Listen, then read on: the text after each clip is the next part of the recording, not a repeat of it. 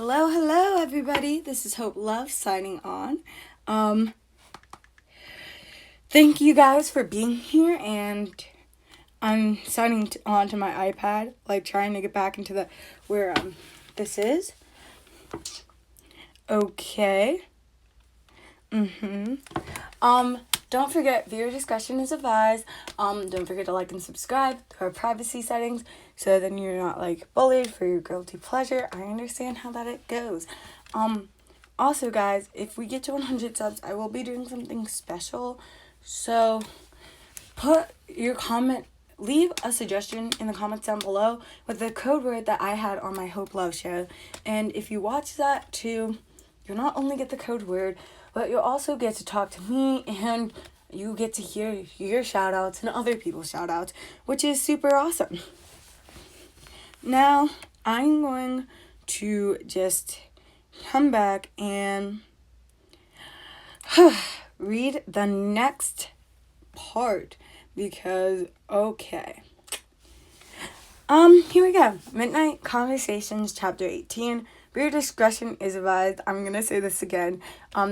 This is Draw the Line Again by Kat Alex. 2 T's, 2 X's. Okay.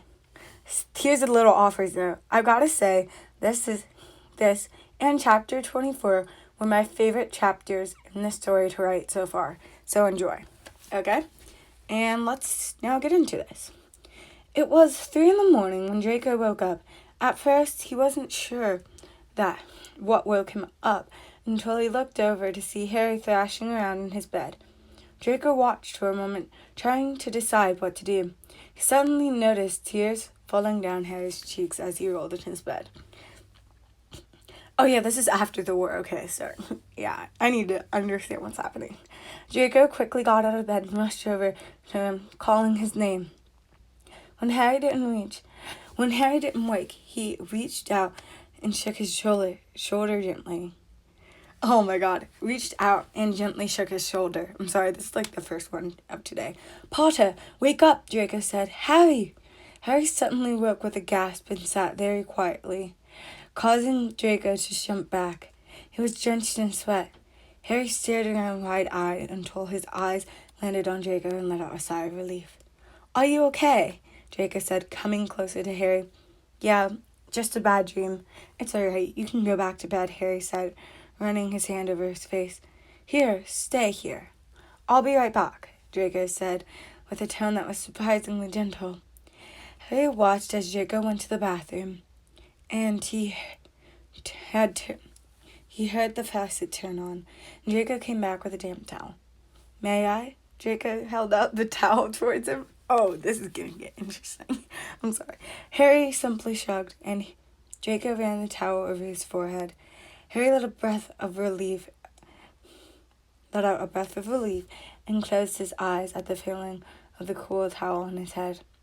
Draco moved the towel to Harry's neck. He let it stay to cool him off. Harry's eyes opened again and looked up at Draco's. Their eyes met Harry and suddenly felt a spark. Do you guys all upload at the same time? Oh my god. I'm getting YouTube notifications. I'm sorry.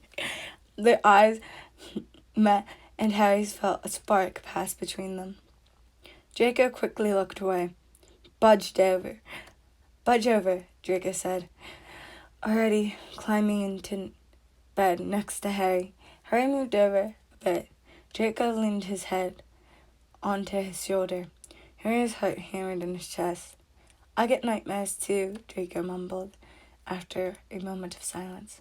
Sometimes it helps me to write them down or talk about them. I'm here if you need to talk. The gentleness with which Draco spoke took Harry by surprise. How am I ever supposed to get over him if he keeps doing things like this, Harry thought. Harry sucked in a shuddering breath. I don't always remember them. They're often jumbled up and make little sense, Harry sighed and looked down at Draco. He was still leaning on his shoulder. Draco didn't say anything, simply letting Harry speak. Tonight, though, I know it was about my aunt and uncle. They're who I used to live with after my parents, you know.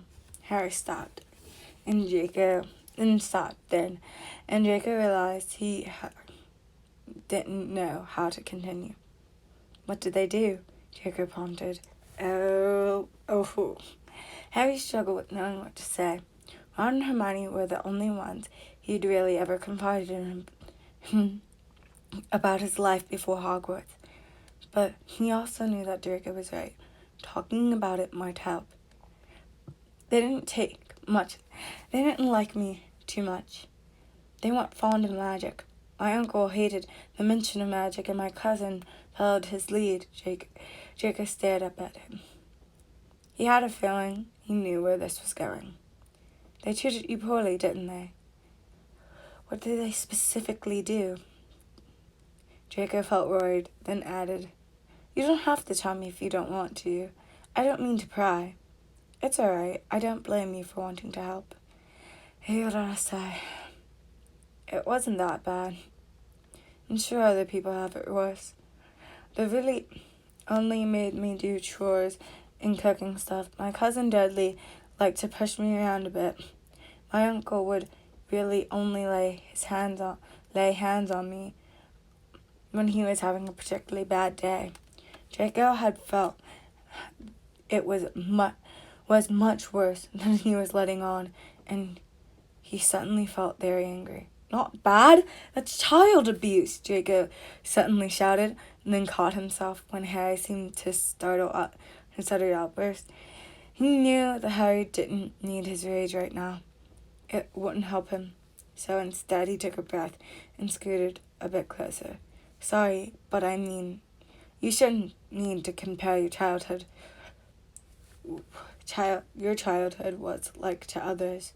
Just because some people have gone through much worse, it doesn't make your pain less valid. Thanks, Malfoy, for listening, Harry said, a smile gracing his features. The small smile made Draco happy, and they both slid down in a lying position. Draco took the damp towel off of Harry's neck and dropped it on over the side of the bed. Call me Draco. What? We're friends now. You can call me Draco. All right, Draco, Harry said, testing the tongue on his words. Call me Harry. All right, Harry. Harry let out a contented sigh before falling asleep. Draco wasn't in bed with Harry when he woke up the next morning, and he felt a little sad until the bathroom door opened. He was rewarded with the sight of Draco in a bath towel. The towel was wrapped around his upper chest again, and he couldn't help but feel a little disappointed. A little? You're awake, Draco said, noticing Harry staring at him as he collected his clothes to change. Good morning, Harry replied, his voice a little husky from sleep, and Draco liked the sound of it. Sleep better? Yeah, thanks. Again. Don't mention it. You might want to get up soon, though, or you'll be late for classes. Harry got up and changed quickly. He didn't notice Draco staring at him as he changed. Ooh, this is getting heated. They walked down to the Great Hall together, engaged in light conversation on the way down. When they entered the Great Hall, they split together their respective tables. Ron raised an eyebrow at Harry. Of course he did, because he's like, what the fuck is going on here? As he sat down, and Hermione didn't miss how Harry sat in a way that would give him perfect view of the Slytherin table. Yep, because he definitely just wanted to stare into Draco's dreamy eyes. Okay, that's besides the point. You two seem to be getting along quite well recently, Ron said, and Hermione sent him a look. Harry wasn't really paying attention to them, though. He was too busy at looking at the way that Draco's hair and made it almost glow. Ooh, it's glowing now. I have an issue. Yeah, Harry mumbled back, missing his mouth with a piece of bacon. Hermione and Ron shared a look. Harry, Ron said, shaking Harry out of his daydream. Oh, goodness. Yeah? I said you two have been getting along quite well lately. Yeah, I told you we're friends now. Yeah, but you seem to be really friendly. Oh, yeah, really friendly. Harry blushed at that as Hermione shot a glare at Ron. It's not like that, Ron. I already told you. I dated Jenny, remember? Yeah, It's not like that. Ron decided to let it drop after it. Harry made his way up the stairs to 8th year dorms after classes to find Draco waiting for him on the couch. Hey, Draco said when Harry came up. Hey, what's up? I was thinking we could go to Slytherin tryouts for punishment. Yeah, sure, Harry. Sorry, I had burp. Readily agreed. Let me just go upstairs to put my bag down, and we can head to the pitch. When Harry returned downstairs, they headed to the pitch together and found a seat. It stands near a group of students that looked like first years. The group seemed to be a mix of Ravenclaw and Gryffindor students, and Harry couldn't help but be happy that the houses were mixing more. Weren't so happy about that in the beginning. I wonder what changed. Harry turned back to the pitch where the tryouts were happening. It seemed like the Slytherin captain was weeding out those who couldn't fly or didn't have very good broom handling. Harry liked watching Quidditch, even if it was just a practice or just the Slytherins. But he was having trouble focusing with Draco next to him. Oh, having trouble now. Draco, on the other hand, was very interested in the tryouts. He actually knew quite a few people trying out, so he was more interested and he would make the team than Harry was. Harry enjoyed watching Draco get into the practice game that was being played below them. Oh my god. He had never realized how much Draco liked Quidditch. Harry watched Draco's lips move up and down in responses to what was happening in the game. Oh, this is interesting. The corner of his lips twitching up when he saw a particular good play, or his forehead creasing when he saw something he didn't like. Harry liked how they were starting to hang out outside of the common room and were doing things together that weren't homework. Of course, they still worked on their homework together, as they still had to complete it. But more often than not, were actually doing something fun. Harry wondered what it would have been like had he been sorted into Slytherin, or Draco been sorted into Gryffindor. Well, you were supposed to go in Slytherin, but the hat took pity on you, so, maybe the hat was trying to get you and Draco together from the beginning, but no, you couldn't listen. You had to be stubborn, and the hat's super stubborn, and the hat just gave you pity and put you in the... Okay, I'm gonna go back to what I was reading. Something fun. Had been certain. Well, they had been friends. He didn't think they would have.